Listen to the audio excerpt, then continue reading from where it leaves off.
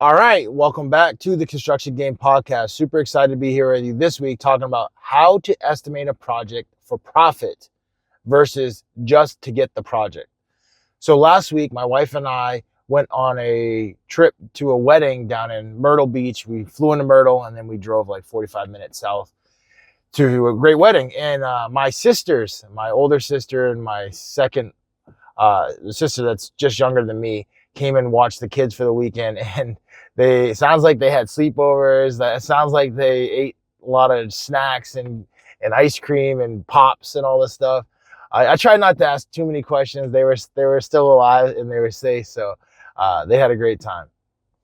All right, so I remember when I first got into doing work for the government, and I met a mentor that was doing work for the government, and he basically taught me this entire game. So that first project, after a year of reaching out to contracting officers, and these are the people that write the contracts for the government. After a year of reaching out to them, I got my first opportunity to submit pricing on a project, and it was a design build project, which means you design the project and then you do the construction on it. So it was a little intricate. It wasn't, your standard project where you get plans and specs that you bid off of and then you submit pricing. So it was a little interesting of a project, and we put together our pricing. We reached out to our subcontractors. We confirmed all of our pricing with our suppliers and our vendors, and we packaged all of our pricing together and we submitted it to the government. And the government came back to us and they said, "Hey, Oliver, we need you to sharpen your pencil," which is a fancy word. And I use that word fancy because my daughter's reading these fancy Nancy books. So it's like, sharpen your pencil is a fancy word for, I need you to reduce your price. And I remember calling my mentor at the time, and he's like, "Oliver, do not touch the number." And I was like, "Why? We got to get the project. We got to get the project." He's like, Oliver, are you hearing me? Are you listening to me?" I was like, "Yeah, yes, sir. Yes, sir." Do not touch the number. And for me in the moment, I wanted to, touch the number. I wanted to, adjust our pricing. We got to get the experience. We got to get this project. We got to get it under our belt. I was like, so like what we had to do. And he said, "Oliver, do not touch the number." And that was such a game changer for me because they awarded that project to us and we didn't touch our number. And at that moment is exactly when I started bidding projects for profit versus bidding projects to just get the project. Because when you just get a project, and I've done this before, because before I started doing the government work, we were in business for 5 years and we were doing projects, but we were beating our head against the wall. I found myself $500,000 in the hole. And and the reason why is because we were so anxious to get the project, and like being anxious to get the project doesn't help you build a business. What actually it does is I'm sitting there looking at everybody in the organization at the end of the year when everybody's looking to, get a bonus or is looking to have made money throughout that year. And we're all looking at each other and we're like, there's no resource left. There's no money left to do any of those things. And that's the most frustrating part of a business is like you work your butt off. You put your blood, your sweat, and your tears, the late nights, the early mornings, the heat, the sweat, all of that to get a project done, to get the project done. And then at the end of the year, there's no money left over. And the reason why there's no money left over is because I used to always want to sharpen my pencil. But sharpening my pencil just allowed us to get the work and keep us busy. But getting the work and staying busy didn't impact myself, didn't impact my family, didn't impact my team members, didn't impact my team members' family. It was just like aggravation. And that moment when my partner told me not to touch the number and we got that award, I was like, wow, this is exactly what we should have been doing those previous 5 years. And we got the project, we started executing on the project, and everything was going smooth. It was going great. And I remember it distinctly. My partner said, "Oliver, this project is already done. We need more work." And it was at that moment that I realized that, like, yes, we're gonna take this profit that we're gonna make on this project to build the business. But like we can't rely on this one project to like take care of us for the rest of this year and the rest of next year and the rest of the decade. Like, we're going to need more work. And that understanding of we're going to need a lot more work to keep us going is like, wow, previously we were like just all in focused on a project, and then, we weren't going after and trying to secure more projects to, keep the ball moving forward. So, after, taking that in and really understanding what he said there, I then started going out there and, continuing to take that project that we just successfully were completing and we're going to finish, and telling all of the people that we wanted to do business with that about our success. And then that's when we started hitting all of these projects. And then honestly, that's when I got this next understanding, is the activity required to be successful.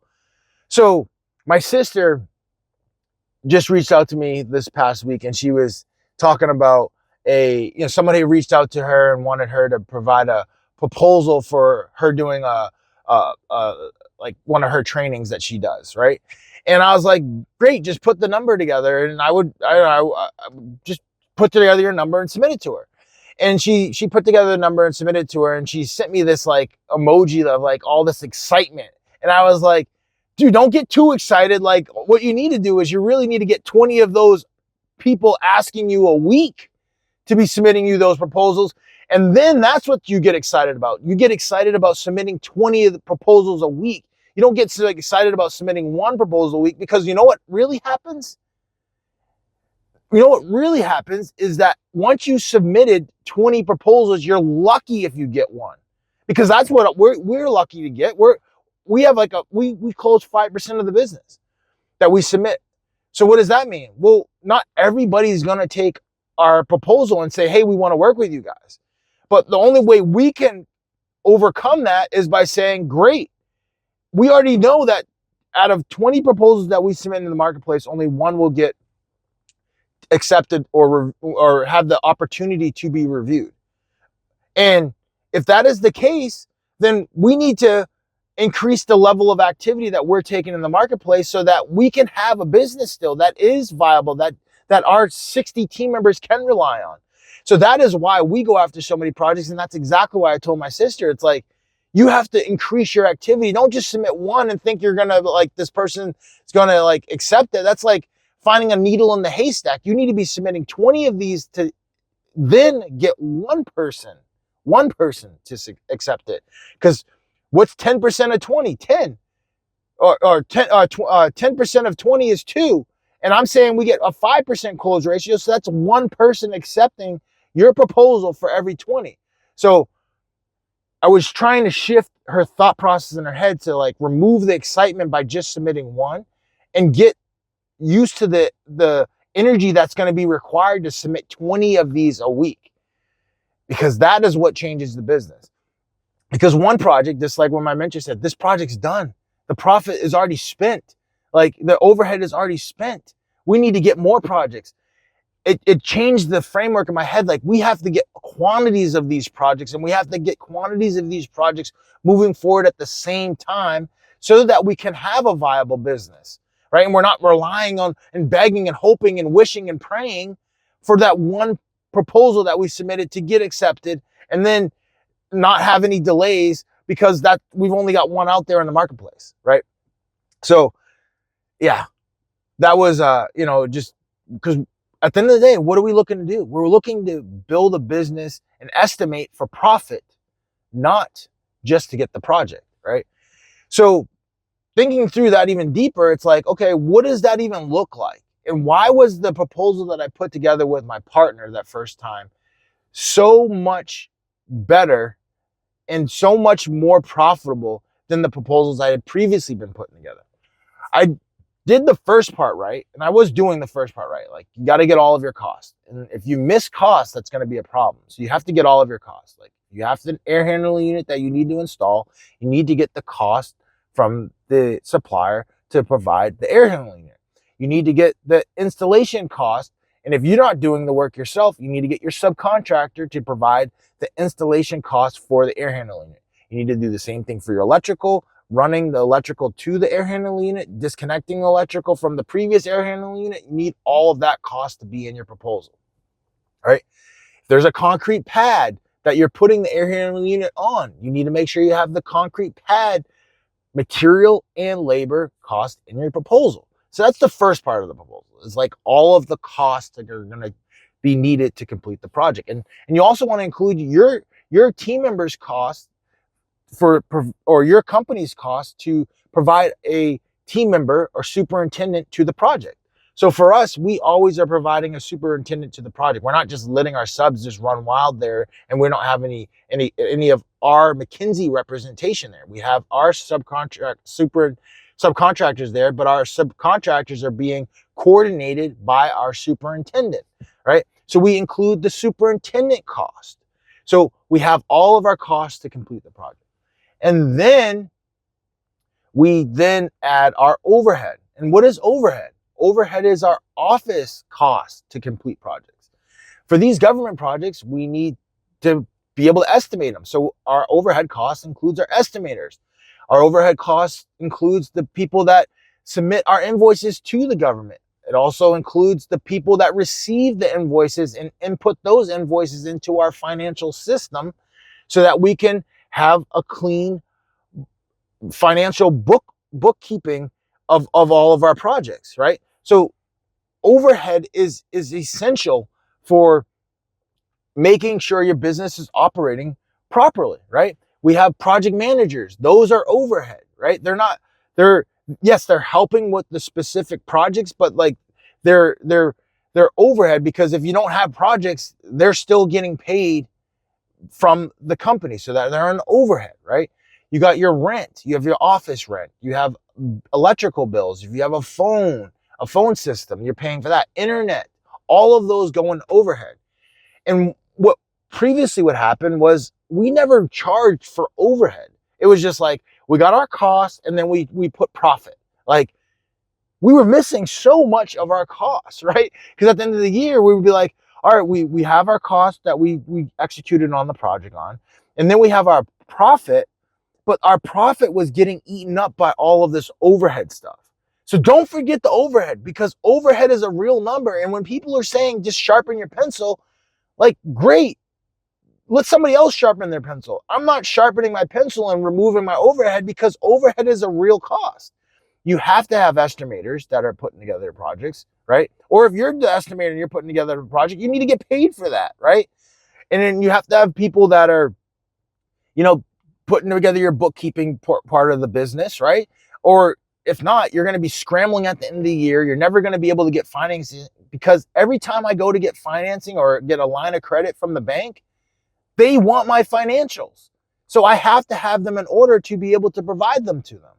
So bookkeeping is essential for making sure you have a strong business. So, and all of that gets paid for in the overhead bucket. That shouldn't come out of the profit that your business should make from the job. That's considered overhead. And we got the job cost, we got our overhead cost, and then at the bottom we have our profit. And that is exactly why we also go after so many projects, because we're not going to shave off our overhead. We're not going to shave off our profit. And what do I mean by that? Like, we're not going to get every project, right? Like, our pricing isn't for everybody, but for the people that our pricing is for, those are the jobs you want. Like, I'm not expecting to submit 20 projects and pricing for 20 projects and think that all of those owners are going to say, yes, I want to move forward with that. And I don't want them to move forward with all of them, because honestly, we don't have enough team members right now to execute on all of them, but we'd figure it out if somebody did. But like, we already know they're not going to move forward with all of them, because not everybody's willing to pay not only the cost for the project, but our overhead costs and then our profit. But when we bid for that, now all of a sudden we're bidding to build a business that is profitable versus building a business that just has work. Because when you build a business that just has work, at the end of the year, you're looking at each other and you put your blood, your sweat, and your tears, so much time, energy, and effort, and you're looking at everybody in that organization and be like, what did we do? We have nothing to show for the work that we did, the great work that we did. And I'm not talking about bad work. I'm talking about the great work that we did. And that is exactly why we put our overhead in there and we put our profit in there, because we already know we're going to have those costs. And if we don't do it that way, now all of a sudden we're bidding for projects to just have projects. And I'm not in the business to just have projects. I'm in the business to make money. And I hope you're in the business to make money too. Good. So, thinking through all that, and, thinking through that first project that we had, right? And when my partner was like, hey, Oliver, this project is already done. And he was right. Like, the project was done. Like, we had gotten the plan submitted. They were approved. The project was moving forward out in the field. We had a couple more things to get done to be able to, complete the project physically. But like, the whole project was basically behind us. But the profit that we got off of that project is what we use to continue to build the business. We use that profit to build the business. And by building the businesses and bringing on our team members is what actually helped us then continue to build the business even bigger, right? Because when you don't have money for the estimators, when you don't have money for the project managers, when you don't have money for the superintendents, it's all of the responsibilities are stuck on you, and nobody wants to be there. And that's exactly why we build a business and we estimate projects for profit, not just to have more work. We build and estimate these projects for profit so that we can build our team and continue to grow and scale, and not everything be falling on our back. If you agree that you don't want everything on your back and you want to build a team, smash that like button, and let's continue to roll and grow and expand and bid projects for profit, not just to have more work. We're in the business to make money. Let's go.